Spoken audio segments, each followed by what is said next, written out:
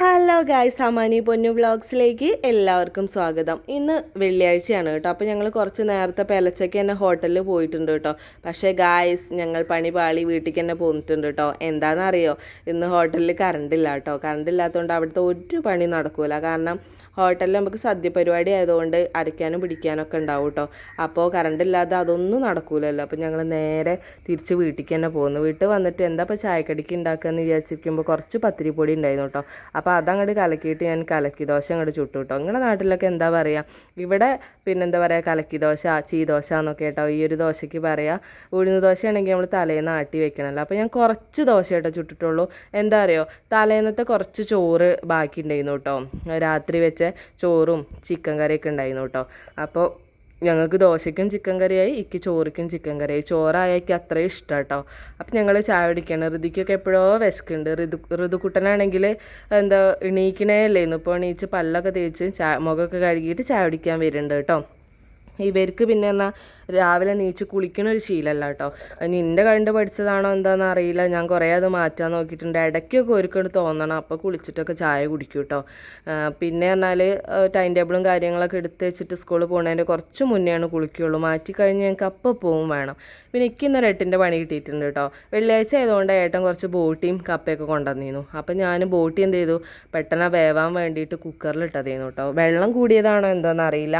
ഒന്നായിട്ട് വീതനെ കൂടെയും ടിന്നു കൂടെ ഒക്കെ ആകെ തെറിച്ചിട്ടു. അപ്പോൾ ഞാൻ അതൊക്കെ വലിച്ച് വാരിയിട്ടിട്ട് കഴുകാൻ വേണ്ടിയിട്ട് ഉരച്ചിട്ടതാണ് കേട്ടോ. പിന്നെ ഈ കപ്പ അങ്ങോട്ട് ഒന്ന് വിസിലടുപ്പിച്ച് വെക്കാച്ചു. ഒപ്പം കപ്പയും ബോട്ടിയും കൂടെ ഒപ്പം വെക്കാമെന്ന് വിചാരിച്ചിരുന്നു. പക്ഷേ കുട്ടികൾ ബോട്ടി കഴിക്കൂല.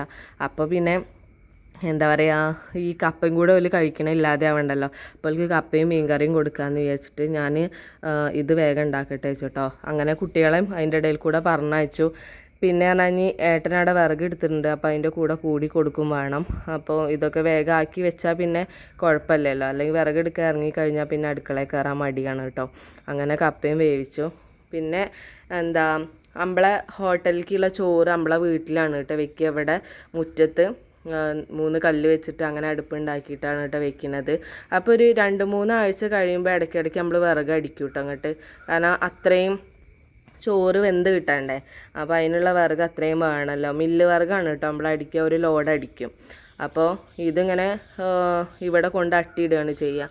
അത് പെട്ടെന്ന് അട്ടിയിടുന്നത് എന്താ വെച്ചാൽ നമ്മൾ താഴത്തെ മുറ്റത്താണ് വിറക് തട്ടൽ. ഈ വീടിൻ്റെ മുറ്റത്താണ് കേട്ടോ വിറക് തട്ടൽ.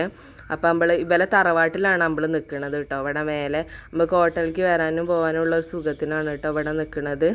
പിന്നെ അപ്പോൾ ഇവരെ മുറ്റത്ത് ഇതിങ്ങനെ ആകുമ്പോൾ അവർക്കും തന്നെ ഒരു ബുദ്ധിമുട്ടാണ്. പിന്നെ അത് മാത്രമല്ല, നമ്മൾ ഹോട്ടലൊക്കെ കഴിഞ്ഞ് വരുമ്പോൾ വീട്ടിലേക്ക് അങ്ങോട്ടും ഇങ്ങോട്ടും കയറാനൊക്കെ ഇതൊരു വഴി തടസ്സമാണ് കേട്ടോ. അപ്പോൾ വിറക് കൊണ്ടുവന്ന് അന്ന് തന്നെ ഞങ്ങൾ മാക്സിമം ഞങ്ങളെടുത്ത് കൊണ്ട് അത് മേലെ അട്ടിയിടാൻ വേണ്ടിയിട്ട് നോക്കും കേട്ടോ. പിന്നെ ഇതൊരു സ്റ്റെപ്പ് കയറി ആയതുകൊണ്ടുള്ള ഒരു ഗതികേട് മാത്രമേ ഉള്ളൂ. അല്ലെങ്കിൽ പിന്നെ രണ്ടാക്കും പിടിച്ചിട്ട് അങ്ങനെ കൊണ്ടുപോയാൽ ഇത്ര ഗതികേടില്ല. ഹോട്ടലിൽ ഞങ്ങൾ അങ്ങനെ ചെയ്യില്ല. ഒരു ചാക്കിൽ 2 തലയും പിടിച്ചിട്ട് അങ്ങനെ കൊണ്ടുപോകും കേട്ടോ. അപ്പോൾ ഞങ്ങൾ വിറക് കട്ടിയിട്ട് പിന്നെ പറഞ്ഞാൽ മഴ നന്നായിട്ട് പെയ്യാൻ തുടങ്ങിയിട്ടുണ്ട്. അപ്പോൾ ഏട്ടൻ പറഞ്ഞ് ഇപ്പം നമുക്ക് നിർത്താം, ഷീറ്റൊക്കെ ഇടാമെന്ന് പറഞ്ഞ്. എന്നാൽ ഞാനും വേഗം കുളിക്കട്ടെ എന്ന് പറഞ്ഞിട്ട് ഞാൻ കുളിക്കാൻ പോയി. പിന്നെ അങ്ങനെ കുളിയൊക്കെ കഴിഞ്ഞ് മുറ്റത്ത് തോരയിട്ടതൊക്കെ ഉണ്ടായിരുന്നു കേട്ടോ. ലീവാകുമ്പോൾ പുതപ്പും കാര്യങ്ങളൊക്കെ അങ്ങനെ ഒരുമിച്ച് അങ്ങോട്ട് തോരയിടും. കുറച്ചൊക്കെ ഒന്ന് ഉണങ്ങി കിട്ടിയിട്ടുണ്ട്. അതൊക്കെ ഞാൻ വീടിൻ്റെ അറയിൽ കൂടെ ഇട്ടതാണ് കേട്ടോ. കാരണം വേറെ സ്പേസ് ഇല്ലാത്തതുകൊണ്ട് ഉള്ളിലിട്ടാലും അതൊരു സ്മെല്ലല്ലേ ശരിക്കും ഉണങ്ങാത്തതാവുമ്പോൾ. അപ്പോൾ വീടിൻ്റെ അറയിൽ കൂടെ ഇട്ട് പിന്നെ ഏട്ടൻ കുളി കഴിഞ്ഞ് വരാൻ നിൽക്കുകയാണ്. അപ്പോഴത്തേന് ചോറും കാര്യങ്ങളൊക്കെ റെഡിയാക്കി വെച്ചിട്ട് ബോട്ടി ഒന്നും കൂടെ ചൂടാക്കാമെന്ന് വിചാരിച്ചിട്ടോ. അത് ചൂടാക്കി കഴിക്കുമ്പോഴാണല്ലോ അതിൻ്റെ ടേസ്റ്റ്.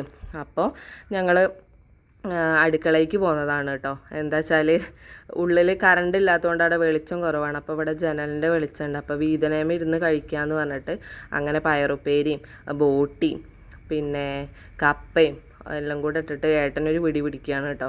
നല്ല ടേസ്റ്റ് ഉണ്ട് എന്നാട്ടോ പറയണത്. അടിപൊളിയായി. ഇനി വിശന്നിട്ടാണോ എന്താണെന്ന് അറിയില്ല. 3-3:30 ആയി ഞങ്ങൾ കഴിച്ചപ്പോൾ. അങ്ങനെ ഞാൻ പാത്രമൊക്കെ കഴുകി വെച്ച് കുറച്ച് സമയം റെസ്റ്റ് എടുക്കാമെന്ന് വിചാരിച്ചു.